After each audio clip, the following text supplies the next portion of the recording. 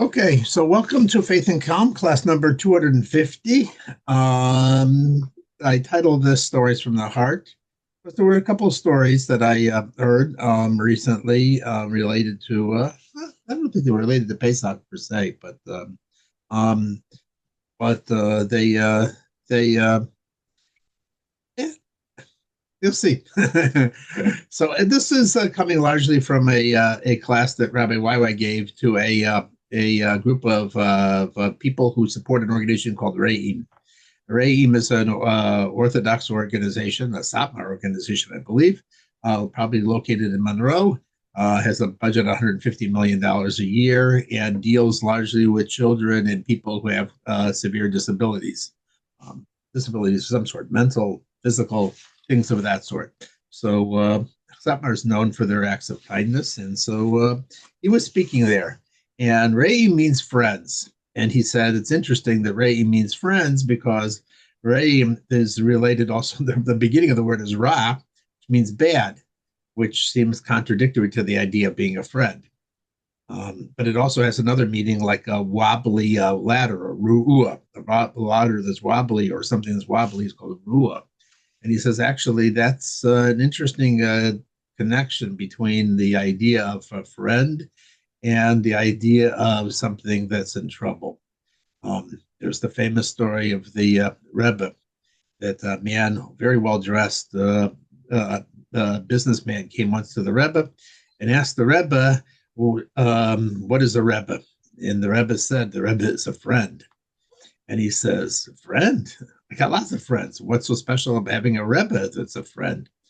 So the Rebbe said, I think our definitions of friend is might be different. What you call a friend probably is more like an acquaintance.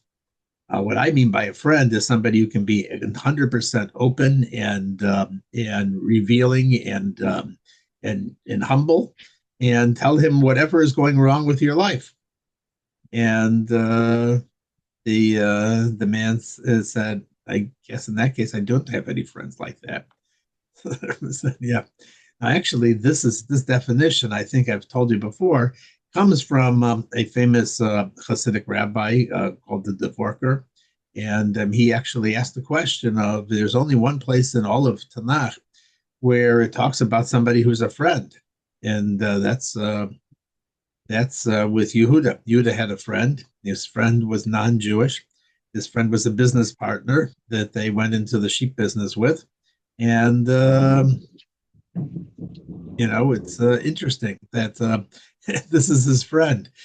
The why is that? And because there was an interesting incident that happened. Yehuda saw a certain woman, Tamar, and had relations with her, and then sent some promised to give her some gifts in return, and sent Hiram to bring those sheep and gifts back, and he couldn't find her.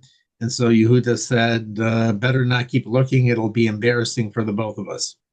And of course, the question is, what do you mean the both of us? They're only embarrassing to Yehuda. But you see how what a friend is. A friend you can reveal the most intimate thoughts to. So that's what a friend is. So he wanted to explain to how that relates to what the organization Re'im does. So he mentioned the famous story that I probably have told here before, but it's good to repeat it over again. So, and this story has to do with it was from Simon Jacobson, and Simon said that he was teaching a class in Manhattan every week, and in this class there happened many different people came, and there was one guy who came faithfully every week, but never said anything or never approached Simon. And when after a couple months, he actually came up and introduced himself, and Simon could see that he had a severe speech impairment.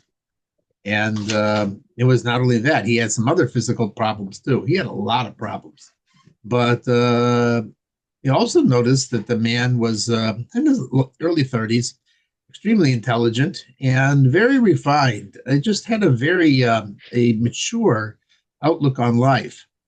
And Simon was very struck with him. And, despite his difficulty speaking, he really, felt that this was an interesting person. And he asked a little bit about his background, and he found out that he was not an orphan, but that at a young age he was abandoned by his parents, put him in an orphanage, and he has never seen his mother and father since he was an infant.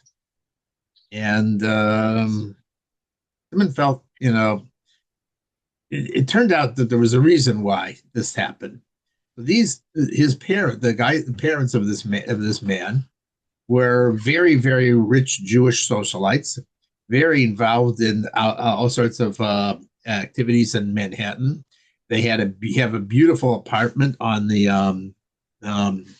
right off of Central Park, penthouse apartment, and they were told that when they were having this child, that this child was going to be severely handicapped and crippled, and if they were, it was going to change their entire life, and they wouldn't be able to do the kind of partying and social activities that they had.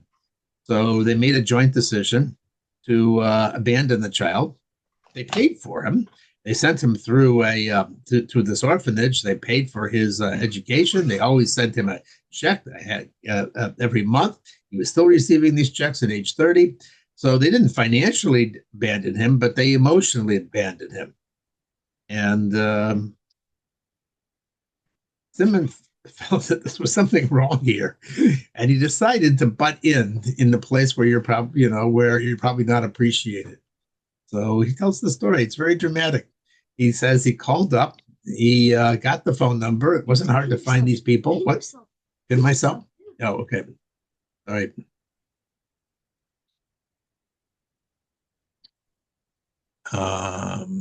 Ad pin. Oh, nope. Ad pin. This is weird. Yeah. Okay, that's better. I don't know what to do here right now. The pinning is on the bottom. I can't, but it's not turning it off. Okay. So now, Remove pin. remove pin. Okay. Okay. Thanks. All right. And so thank you.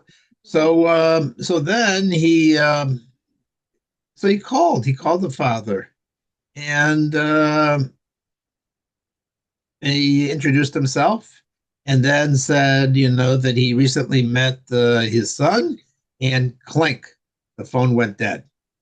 And so he figured, something went wrong in the phone. So he calls again, and the phone hangs up on him again immediately. And so he calls again, and the guy says, "Didn't you get the message?" He says, "I don't want to talk to you, and I don't want to talk about my son." So Simon didn't give up. He finds the mother, he calls the mother's phone number. She listens a little bit to him, and he makes the whole presentation. And she says, "You know what? You're going to have to talk to my husband, because we made this decision 30 years ago, and we're not going back, and it's his decision." So she cried a lot. She wanted to meet the child, but the husband's decision. So he made a little speech for the husband, very short. And he said basically that, he meets many people in his course of his work. And some of them are people who are adopted. And he notices that they always have a tremendous curiosity about who their parents are. And they just want to know where they come from. And they feel that there's something lacking unless they find out. And he says, your son is not going to come and bother you. He's 30 years old. He's independent.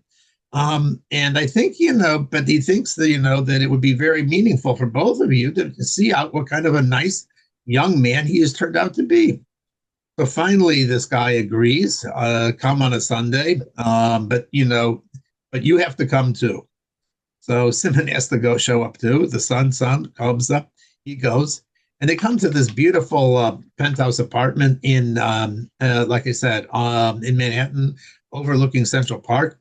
Simon said he didn't even know that there were so much apartments with so much space in Manhattan at all. It was just stunning, the whole place and the view and everything else. And they're sitting there and they're making little small talk. And, there's some football game playing in the background. And there's some, nuts and other things on the table.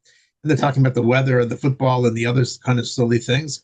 And finally, after 15 minutes, Simon feels that he has to do something because this is not right. And so he introduces, says that here's the story, and I've been meeting your son, and I think he's a fantastic person, and I think that it's long overdue that you actually saw what a mensch your son turned out to be. And then it was the son's turn to speak. He spoke, and he had trouble speaking. He couldn't even say the word mommy and daddy. They had mama and papa, he said. He made a very short speech, and he said, Mama, Papa, he says, it's obvious that I have a lot of disabilities. I am not perfect.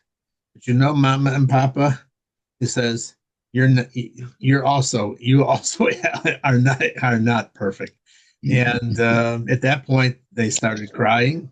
The mother first cried on the boy's son, and then the father came over, and they were hugging. And then Simmons said, I felt like a shotgun right after the chuppah, and I felt I didn't belong there anymore. So I left because the shotgun doesn't belong after the chuppah. And that's all he knows about the rest of the story. But, it sort of shows that, that I think that what the meaning of the story is in relation to this idea of is that we all have imperfections. We all have difficulties. And being able to share that with a friend and to be able to see that we have things to grow, and that's what we do with Karnik Siversa Omer, and that's all about fixing the different mitos that we have. Each particular one, we may be too good at being softy, chesed, or we may be too exacting and precise, like Gvura, or maybe have trouble bonding with other people, which is Yesod. And so each one of these traits we work on during these days from Pesach to prepare ourselves for the time of Shavuos. So each day when we say the count the Omer, we're supposed to be thinking about, what can I do to emotionally more convey what I'm truly feeling? Because there are people who actually are very kind, but somehow the emotional message that other people get is, they get the feeling of Gevura. They get the feeling of Netzach. They get a feeling of fake. They don't notice that meter that you're trying to emote, especially children and younger kids who only respond to emotions. They always relate to what they feel, and emotionally is what the message you're giving. Simon gave a talk, I think I mentioned it last week, is one of the children in his family was saying to the mother, he says, don't scream at me. And she said, I was not screaming, I was speaking perfectly normal. But, he picked up emotionally that she was angry, and therefore he felt that she was screaming. Sometimes we give off these cues and so forth. And so what we're working on right now here is trying to say, if what you're trying to show is love and affection and compassion and attention for other people, then make sure that that's the feeling that you're emitting. Because we are complex people, and we sometimes have, we're thinking one thing and somebody else is picking up another thing completely. It just happened today with my wife. She thought that I was angry at her for some reason, and that had nothing to do with what I was feeling about her. So it was completely different feeling. So lots to work on during Sfiras Omer, and I think that's one of the lessons that we can learn from the story. And I'll finish with a little joke, which is related to this. Says so. The people who are closest to us probably pick up most on these particular feelings. So there's a story told about Senator Joe Lieberman. Now, Senator Joe Lieberman, as you might remember, was the senator, but he was also the vice presidential running mate with Al Gore in the election against George Bush. I think I may have forgotten who it was, but I think it was. Anyway, so he was scheduled, if Gore had won, he would have been the first Jewish vice president, and not only the Jewish first vice president, but also the first one keeping Shabbos and the first one keeping mitzvahs in the White House. So that would have been quite a coup.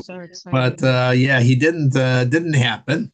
And, after the election was over, his wife saw him and he was looking very depressed. And so she said, what's wrong? And I mean, if you even if you didn't think you were going to, it's sort of it's upsetting to lose an election. So he said, I'm upset that that we lost this case. So Hadassah, his wife, says to him, he says, "Don't worry, Joe. In this house, you'll always be the vice president."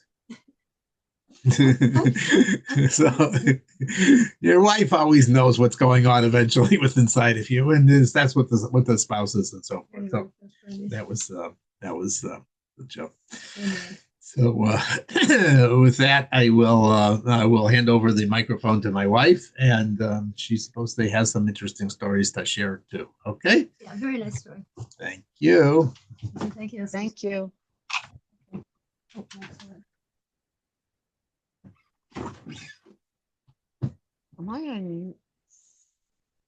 No, Hey, I'm I not. hope Yom Tov was good for everybody, and and um, and I feel like I'm back in the soup in one day because already I'm juggling so many different things. It was nice to have that, especially the end of Yom Tov. It was sort of a unifying feeling. I don't know about you, but I find Pesach, you know, Pesach even today is an imitation, not imitation, it's an echo of the original Pesach. We were constricted, we were slaves, everything was such pressure in every single way, and then boom, we get out when Hashem's on the 15th of Nisan, we were out. And the same thing happened. It happens to me every year. Like the beginning of Pesach the days before Pesach are so constricting. You're so much to do, so little time, so many things going wrong. And then even until the Seder's. And then at some point, boom, there's I like don't even remember. there's a delicious taste of freedom. Even if you're doing a tremendous amount, there's something very, very, very special about Pesach. Better than nothing. So I want to talk about the end of Pesach, about what the end of Pesach was about, and tell a beautiful story. But I'm going to start. I don't want to give up what I say every day, every time, which is that we're in an extraordinary time. The Rebbe told us we're in the unfolding of the redemption, and the Rebbe made many, many, many, many, many remarkable predictions, and they've all come true. So this one's going to come true too. Number two, you and I were handpicked to be in this time. We're this time in human history because we have a very big role to play, a vital role to play. Number three, we were given all the things we need to be successful. We were given the Torah, which is our guidebook, and the mitzvahs, which are our power tool. And finally, what we're doing tonight, learning about the redemption, it actively speeds it up. It's in fact the most powerful way to speed up the redemption is by learning about it. That's what the Rebbe told us. So anyway, the last days of Pesach are different from the first days of Pesach. The first days of Pesach commemorated the Exodus from Egypt, and we relive it each year because we gained spiritual freedom on Pesach, and to the extent that it can never be taken away from us anymore. But the last days of Pesach are a different flavor. They're all about the future redemption. The first days are about the original Exodus, the original leaving of slavery, and the final days are about how we are being sprung from the final aspects of. A second, I'm going to. From somebody's talking, so I'm going to. Where are the participants? Oh, here. So it's about how we are going to be sprung from this final stage of human history, which is not where we're supposed to be. We're supposed to be completely free people. The whole world is supposed to recognize Hashem. The whole world is supposed to serve Hashem, Jew and non-Jew, with one shoulder. And okay. So anyway, so I want to say something that I heard today from Rabbi Zalman Tachtel of the University of Kansas, Chabad, and he was saying that he was quoting the Lubavitcher Rebbe, who was quoting a sage called the Chidah. And the Chidah says, it's a curious thing, if anybody davens the Shemona Esrei, the standing prayer that we do, the Amida. In the brachas there, in the blessings that we ask for many different things. 19 actually. It used to be 18, but then they added one. But we still call it Shemona Esrei, which means 18. The 18 requests. And in each of these things, we ask Hashem for a particular thing, and then we say, because you are our praise. For example, Rifa'eno Hashem, V'nerafe, Hosheina, V'nei Vashea, Kisa Sehilaseno Ata. Heal us, Hashem, save us, because you are our praise, because who are you? You're the kind of guy who can do this. You're the kind of, well, Hashem doesn't have a gender, but you're the kind of being who can do this. It's in your power. And because you are, so one prayer says because you are praised. Other prayers say because all about different things about you. Do this because of who you are. There's one that is different. The Chida pointed out. There's one that is different, and it says, "Es Tzemach David Avdacha Mehera Satzmiach." Wait, where is it? Es Tzemach David Avdacha Mehera Satzmiach. Karno Tarum B'Yeshuasecha.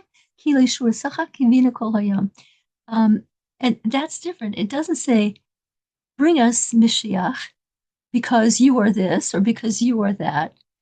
This time it says, bring us Mashiach because we ask we ask you for this all day long. Not because you're great, not because you're kind, not because so Mashiach is not, our request for Mashiach is not dependent on this aspect of Hashem or that aspect of Hashem. What is it? It says it's so clear now, right, in Shemona Esrei, that we ask for Mashiach based on the fact that based on the fact that we request him all day long. We haven't given up hope. That's why we deserve Mashiach, not because you are so great, Hashem, but because we haven't given up hope and because we ask all day long. Our asking all day long and our not giving up hope and our clinging to it, that is our merit for Mashiach. If you want a refuah shlema, if you want to get better, okay, ask Hashem because he's this. And if you want to get out of this danger, ask Hashem because he's this. But if you want Mashiach, the ticket to Mashiach is our hope for him.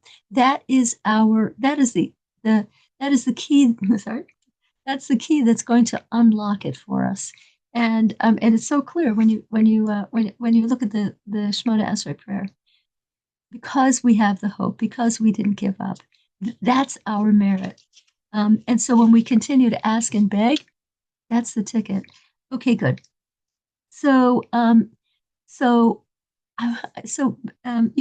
talk about Mashiach, and even at my at our Yontif table, at our holiday table, we talk about Mashiach. And one person, I haven't seen him for a long time, and he was there, and he said, and I told him about how the Rebbe said we are in the process of redemption, and he said, but that was more than 30 years ago. And so what do you answer to that? That was more than 30 years ago. And so I have a story to answer that. And I have a story to answer that. And besides for that, a brief answer is that I've said it's going to happen, and it happens. It'll happen because, the most, anyway, so I'll go into it more after the story. So there was a young rabbi who was speaking here at one of the holidays, at one of the services on the holidays, and he told a great story. He said that he's I don't know if he's still a teacher, but he was a teacher for many years. And one day he walked into his classroom a minute too late. He had this feeling he should have been there a minute earlier because there was some trouble brewing. When he walked in, there were like a few, I guess it was a class of boys, and a few of them were ragging on one of them because they said, perhaps there might have been a reason that they for some part of maybe history or something like that, they all brought in their birth certificates or their passports or whatever it was. And they looked at it and they said, why is your name, let's invent a name, Goldberger. Why is your name Goldberger when your parents' names, when your family name is Milstein? Why is your name Goldberg and your family name is Milstein? Must be, are you adopted? And the guy said, no, I'm not adopted. He said, it's because we had some difficulty emigrating, and that's why I'm Goldberger, and that's why they're Milstein. And they said, I don't think that's true. Doesn't sound. I bet you're adopted. And they kept going after him. And so he was saying, no, it's not true. But then he started thinking about it himself, and he realized, you know what? He's thinking in his head, my whole life, my father he hasn't been towards me like he is towards the other kids. There is a difference. I've always sensed that there's a difference between me and the other kids. And finally, he ran out. He ran to, maybe there was a payphone, maybe there was a school phone or whatever it was, or maybe he had his own phone, and he called his mother right away. And he said, Mommy, I want to know now, am I adopted? And she said, no, you're not adopted. However, I was married before, and you're my child from my first marriage. You're my child from my first marriage. And because you were very young, your father and I, when we divorced, and I knew that after a short while I met somebody else, I felt strongly, and he agreed to it, that for your sake, you shouldn't feel like you shouldn't feel like a person with a split personality with two different homes, and that you should grow up as part of a family, as an integral part of one family. And he agreed to it. He agreed to it. But we made a deal that probably you would find out one day, and when you find out, then I'm supposed to call your father right away, and he will be here in 24 hours. And so that's what she did. She hung up. She called the father. He was there in less than 24 hours, and he gave this kid such a bear hug. And this kid's life changed dramatically. And this young rabbi who told the story made a beautiful point, that that's what it's going to be like. You know, we're living a life. Something feels wrong about it. Something feels not quite correct. And in an instant, it can change, and we will be hugged by our real father. This world is our adopted father. It seems like it's the boss. It seems like it's running everything. But in 1 second, that reality can change, and we will be hugged by our true father. And we will see, oh, this is what life is. This is what life is. So, anyway, even if it's taking a long time, or it seems like it's taking a long time, never forget that reality we ask for Mashiach every day, every hour, because life can change that quickly.